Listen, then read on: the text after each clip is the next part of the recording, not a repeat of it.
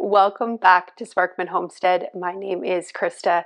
I thought it would be really fun today to do a couple of really neat recipes that I have been wanting to make for a very long time. So the very first thing that I want to attempt to make, and I've wanted to make this for a really long time. I've tried one recipe before and it was an absolute fail. It turned out horrible and it wasn't good. So I thought it would be fun for us to experiment today and make some homemade marshmallows. I've been seeing this posted on Instagram for a really long time, and I've just really wanted to do it and just never had the motivation to do it. But I now have motivation because, where did I put that one there? Because I just ordered this from Azure Standard. It is a new product that they just came out with, and it is a brown Rice Krispies. So it is a healthier version of Rice Krispies. All it has in it is organic brown rice. So I thought we would make some Rice Krispie squares. I am so excited. I really stopped eating Rice Krispie squares a long time ago because I couldn't find a good cereal to use because the stuff at the store is just full of junk. And not only that, but marshmallows. I have a packet of marshmallows, and I could easily just make the Rice Krispie squares with my marshmallows that I had bought a while ago. But after last week's experience with the cake and the fact that I had a stomach ache for almost 3 days, I'm not into playing around with preservatives right now. So we have these marshmallows. I got these ones at Aldi's. They're just the no-name kind. Very first ingredient on this, cornstarch. Definitely not an organic cornstarch, probably full of GMOs. Second ingredient, modified cornstarch. Third ingredient, gelatin. That's fine. We're using gelatin today. That's perfectly fine. Water, great. Dextrose, then we get into the iffy parts. Natural flavors, and two things that I can't even say. No clue what those ingredients are. I'm not thinking that they're very good.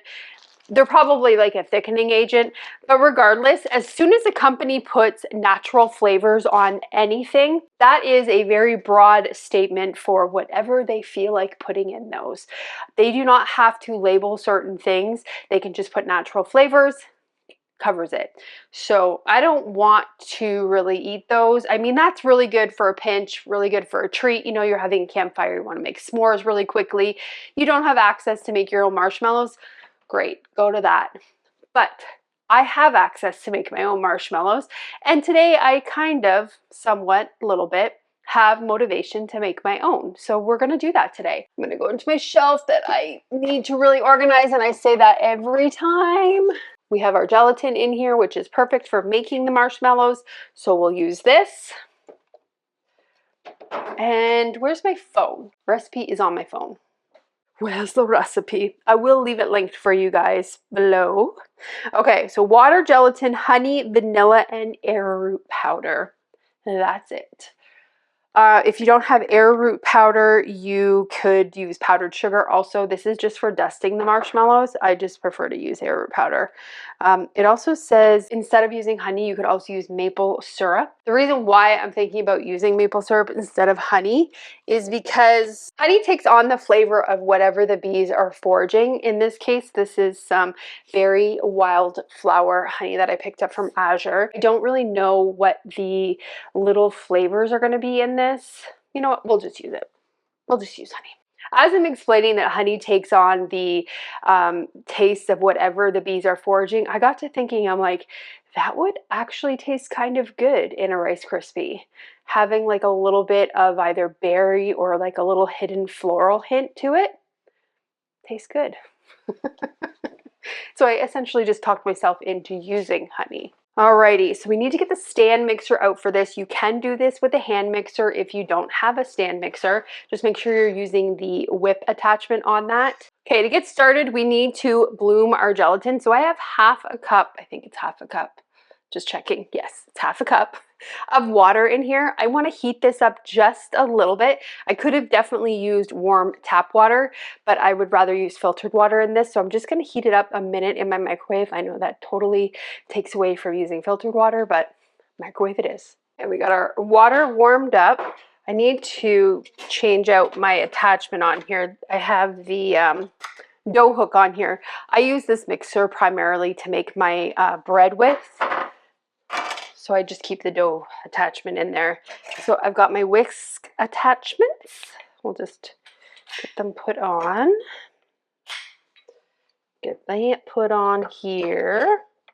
Okay, so we're gonna add our 1/2 cup of water into our mixer. And then we're gonna add 1/3 cup of gelatin into here. Just sprinkle it around. Give this a quick little mix. I'm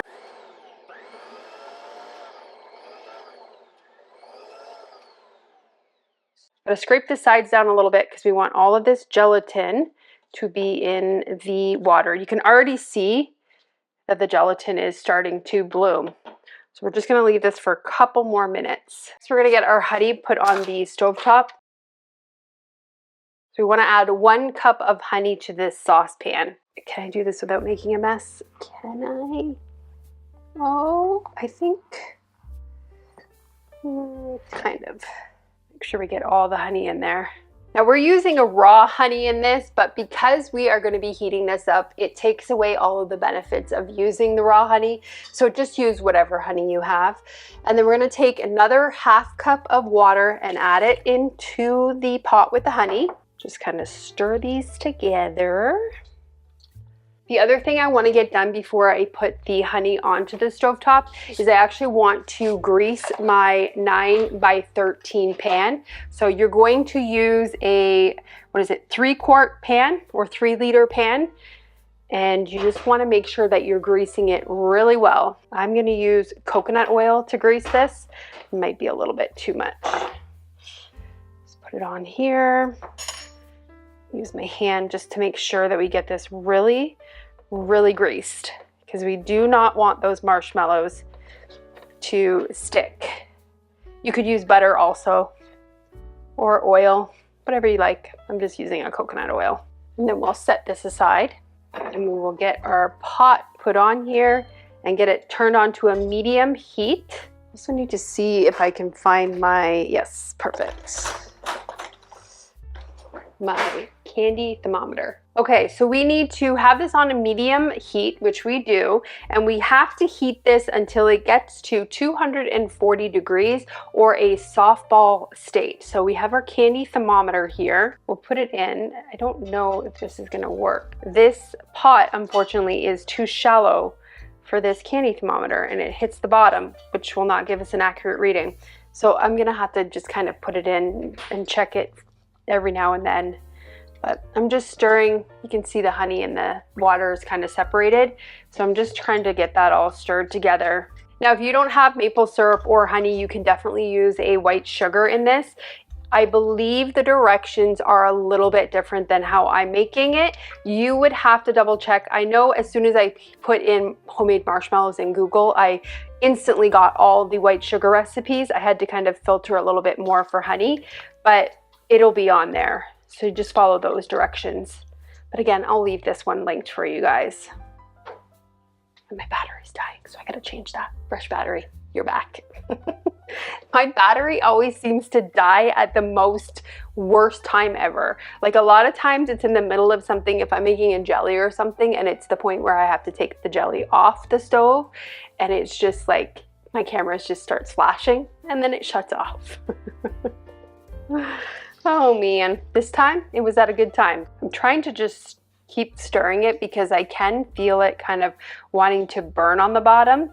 I should have used a lot bigger of a pan. Let's see, it's at 150 right now. I'm trying to be very gentle when stirring it because these splashes are very hot. You guys, this right here, this thing up here, if I could do this, it moves, it moves. Oh my gosh. And just put it in like that. There we go. Now it does fog up though. We're almost at 200. Okay, I think we're there. It looks like it is coming up to the softball. So we're gonna take it off the heat. We're gonna get our mixer put on #1 setting. And then we're gonna take our very hot honey, hopefully you guys can hear me, and we're gonna stir this in.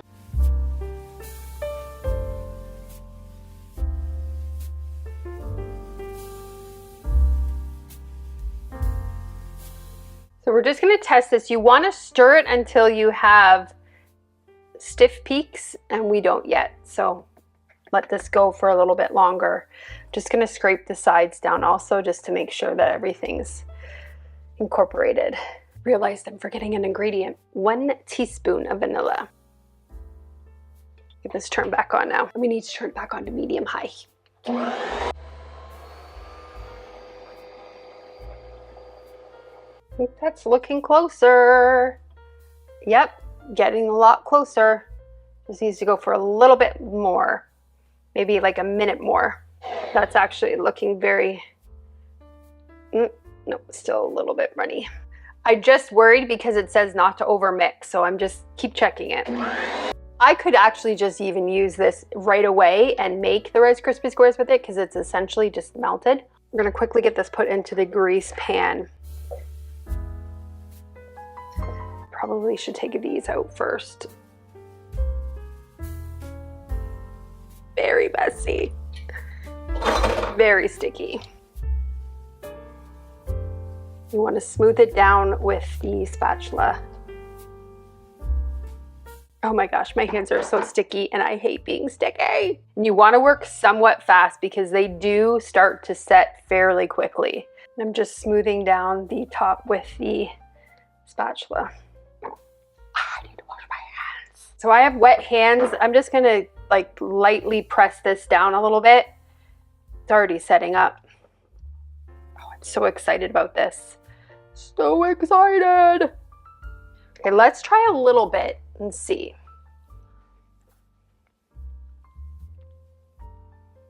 That tastes like a marshmallow. It tastes like a honey marshmallow. Oh my goodness. Leveled up right here. We just leveled up our Rice Krispie squares. How do I not eat this whole thing? How do I not? Guys, that was so easy. I was so intimidated with making my own marshmallows. I honestly thought it was a lot harder of a task to do. I'm glad we jumped in and we did it. So these have to sit in the fridge now for 4 hours to set completely.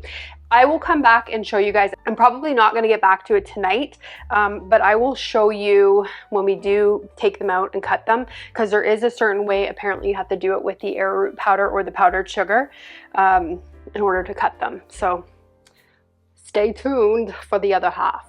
It's the next day. Let's get these marshmallows out.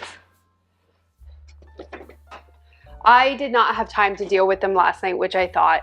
So these are the marshmallows. They set up perfect, perfect, perfect. I had to go and hunt my phone down because I need to get the recipe for how they suggest to get this out, because maybe I didn't use enough coconut oil, but these are stuck to the side. So I think we're just gonna have to cut along the outside of it and then get it on our arrowroot powder. So I have my arrowroot. You can also do this with powdered sugar. Do we do this with powdered sugar? No, we'll just do arrowroot. So we're gonna put some arrowroot down here on the countertop. My countertop is clean. And then I should have did this before we put the arrowroot down. We're gonna cut along the outside of the marshmallows, and hopefully they just come up. Okay, we'll move this arrowroot out of the way here. Try to get a little thin spatula. Okay, so the first thing I'm going to do different next time is I'm going to put maybe a half a cup of oil on this thing. Definitely did not have enough oil on it.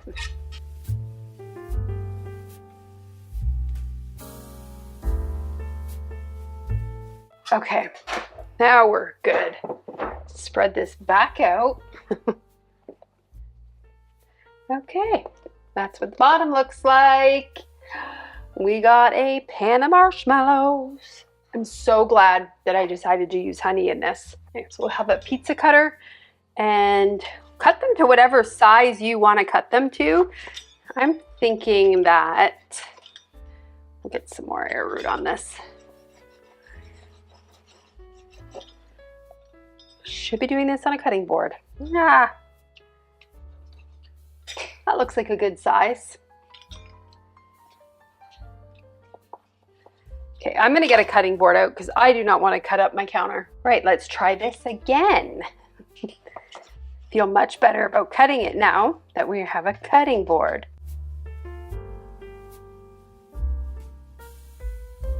Getting a bowl to put these in.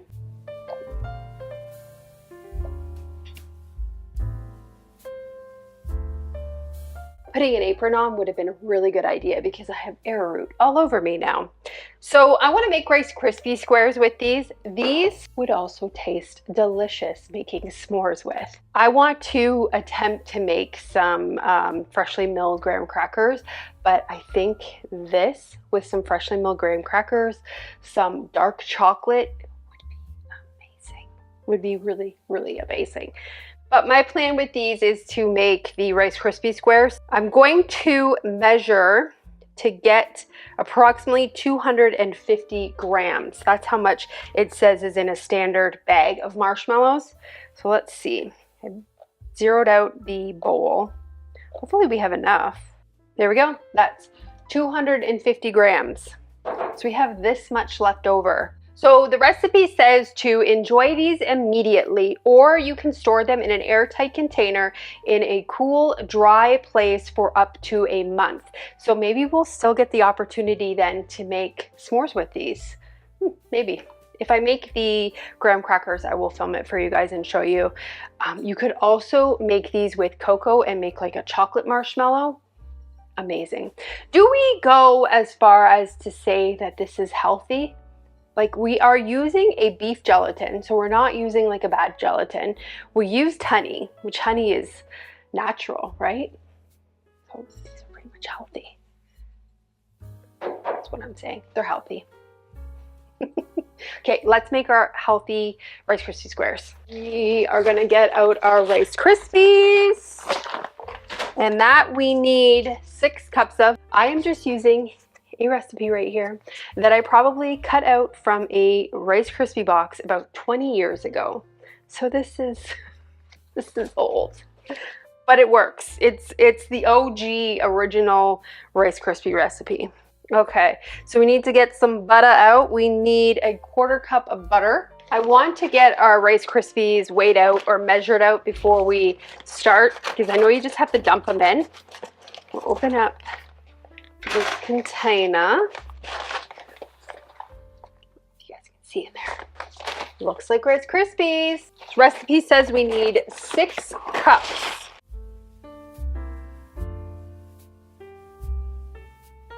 That barely even touched this bag. We have so much in here. I wonder if you could make Rice Krispies and put them in the freezer. I wonder if they would freeze. That would be good to look into to see if you can freeze Rice Krispies. We need to get a 1/4 cup of it. This package is not on straight, so I'm just going to take the package off and then cut this in half. So we have a really big stock pot. I'm gonna put this on a low heat. The key is low here. And then we are going to put our butter in, and then we are going to slowly melt this butter. Ooh, I want to show you guys something else that I did yesterday. I made some vanilla wafers. One of my most favorite desserts is banana pudding, and I have stopped eating it because I don't like the fake wafers in it. I don't like the junk pudding. So I would start the process of learning to make my own completely from scratch by making the wafers. Again, a recipe that I was very intimidated to try to do, but then after I did it yesterday, it is so easy to make. So very easy. And one thing she actually mentions in the recipe is that you can put these in the freezer and just save them in the freezer and use them whenever you need them. So one thing that these are really good to make with is a cheesecake base. I thought yesterday after we made these marshmallows, I thought I could maybe do like a vanilla wafer s'mores. So put the marshmallow, melted marshmallow in here with some chocolate. I think that would also taste delicious. But my hope with these is to make a vanilla pudding. It's not going to be on today's video, unfortunately. But what I will include on today's video is I'm going to show you guys how I made these. They are so simple to make. It is a fresh milled recipe though, so you do need to have freshly milled flour. There are so many recipes online though. If you are just using like an all-purpose flour, just Google it and you'll find lots on there. But I'll include that clip right here while we wait for that butter to melt. It's gonna take a while because the butter just came out of the fridge. So I'll be back once that butter melts. The cookbook I am using for this recipe is from Grains in Small Places, the Freshly Milled Flour Cookbook. This cookbook has been a lifesaver for me. It has definitely built my confidence when it comes to using freshly milled flour. She makes the recipes so simple to follow. So this one is in there. I have that recipe book linked in my Amazon store in the video description. So to get started, we're gonna mill some soft wheat berries. This is what she suggests to use. You could probably get away with using like a kamut or a spelt in this also, but I'm just really sticking to what the recipe suggests because this is my first time attempting to make them. So you need 240 grams or 2 cups of the freshly milled soft white wheat. And then to that, we are going to add 3/4 teaspoon of a baking powder and then half a teaspoon of salt also to that.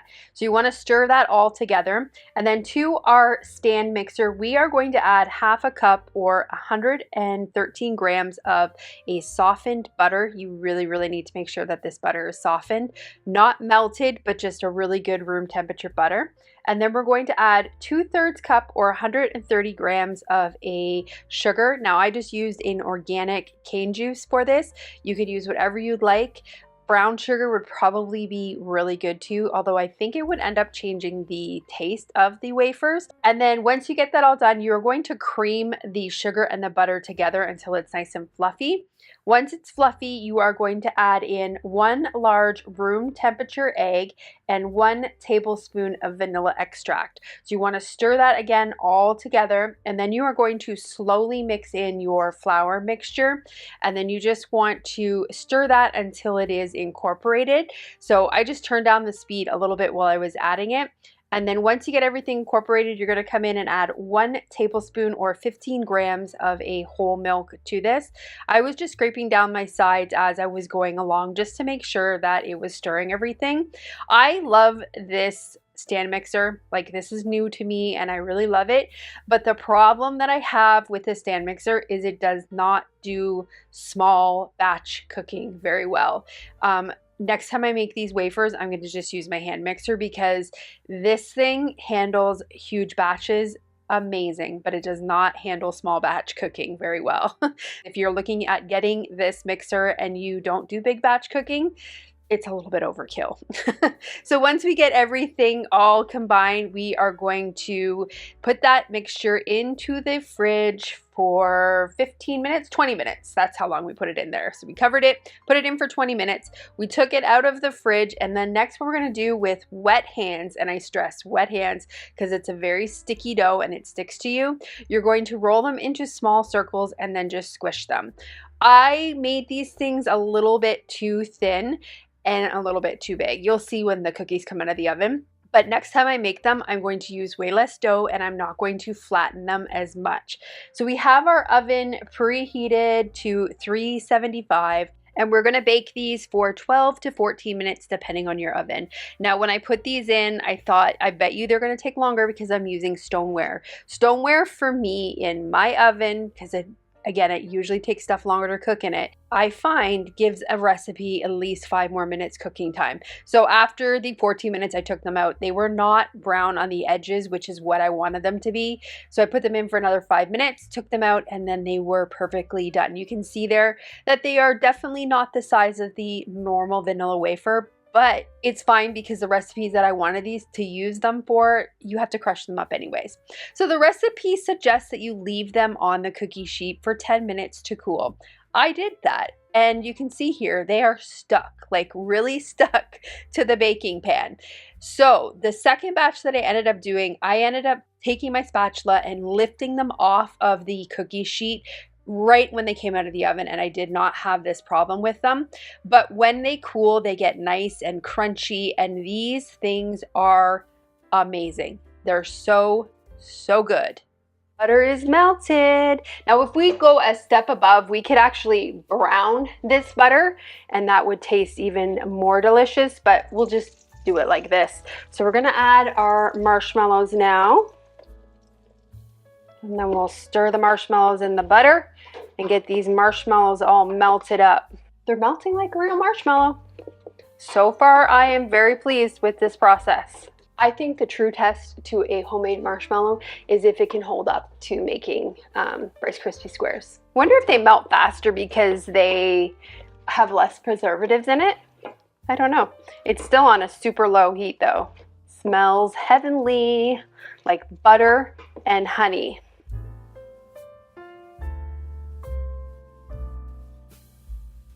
All right, these marshmallows are pretty much all melted. So we're gonna take it off the heat.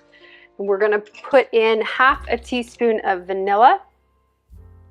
Stir that vanilla in. Now we are gonna put in our cereal. Stir that cereal in. You know what I wanna do? The recipe doesn't call for it, but I wanna add just a touch bit of salt. Salt tends to bring the sweetness out and stuff, so we'll just add a little bit to that. Oh shoot, I forgot to grease our pan. Okay, let's get that done quickly. I just washed out our marshmallow pan. Use some butter and grease it.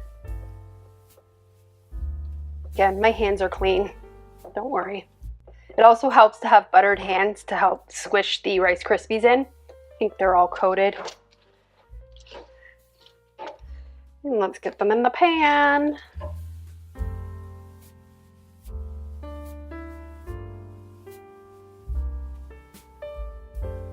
Just push them down. I need to get some more butter on my hands. Now, if you can find some dye-free sprinkles, that would be really nice on top of these also, or some chocolate chips. White chocolate chips also would be delicious. We're just gonna do the OG ones for right now though. I may have licked the stuff off of my fingers and it may be potentially amazing. We're gonna get these in the fridge. It just says cool. I usually leave them in the fridge for at least a couple hours so they get good and crunchy, and then we will taste them for dessert tonight, but I am so looking forward to these. Yay.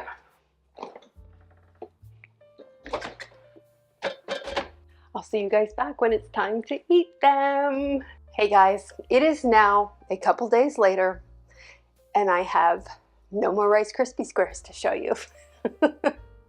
We ate through those things. They were so delicious.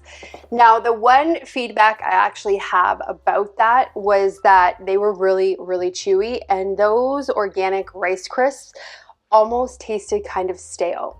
That was one thing that I noticed the very first time I tried it, and then Steven actually made a comment about it as well, which made me think, okay, so it's not just me. They kind of taste a little bit stale, and I'm wondering if it's because they are more chewier than the over-processed Rice Krispie.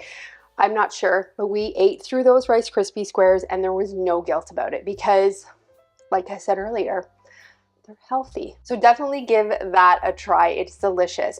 So there is one more thing that I actually want to include in this video. I was just going to end the video there because I thought it was perfect. Show everyone how to make their own marshmallows.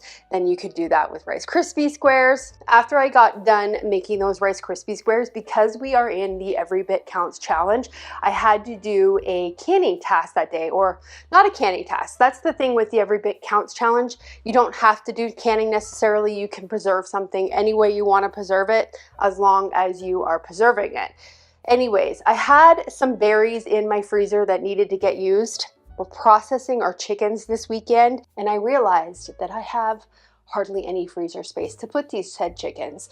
So I really needed to get some berries moved out of the freezer. So I decided to make one of my favorite drink mixes. We made a raspberry lemon concentrate, and we also made a strawberry lemon concentrate.